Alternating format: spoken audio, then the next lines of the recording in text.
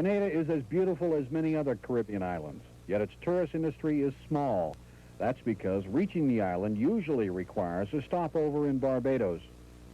Grenada is building an airport to improve commerce with the rest of the world, but President Reagan sees that airport as a threat. In a televised address in March, Reagan explained his fears as he showed surveillance photos of Grenada. On the small island of Grenada, at the southern end of the Caribbean chain, the Cubans, with Soviet financing and backing, are in the process of building an airfield with a 10,000-foot runway. Grenada doesn't even have an air force. Who is it intended for? The Caribbean is a very important passageway for our international commerce and military lines of communication. More than half of all American oil imports now pass through the Caribbean. Grenada's position at the southernmost end of the Caribbean makes an airport there of special value to Cuba. If it needs to move troops or supplies to South America, the airport can be used as a refueling and staging area for the Cubans. Grenada also has a symbolic value. It's small in area, just one-third the size of New York City. About 111,000 live there, less than in many American cities. But most Grenadians speak English, and therein lies its symbolic value.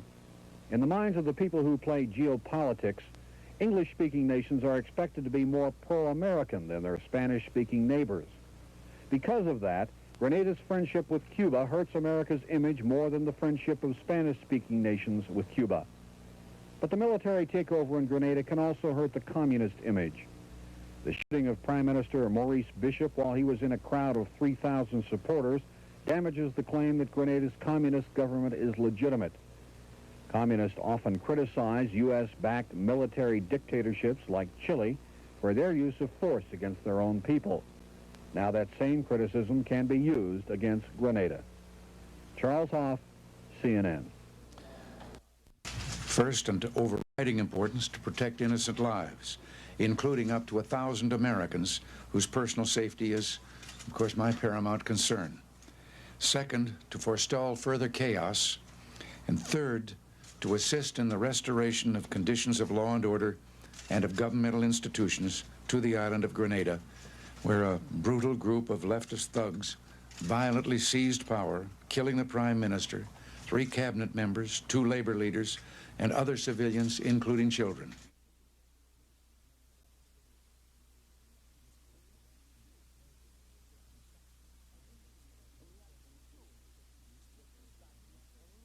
And we have to ensure that, in fact, an interim government of persons of not political greed, but persons who are good administrators and who are Grenadians, who can run the country for a few months for the pure purpose of putting the country back on the democratic status, so that elections can take place as soon as possible.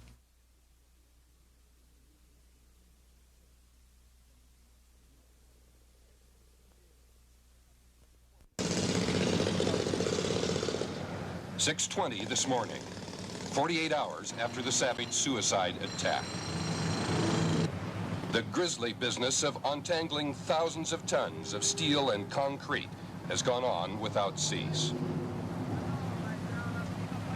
Fewer bodies are being found now, but the Beirut death toll is the greatest American loss of life in any military incident since the Vietnam War.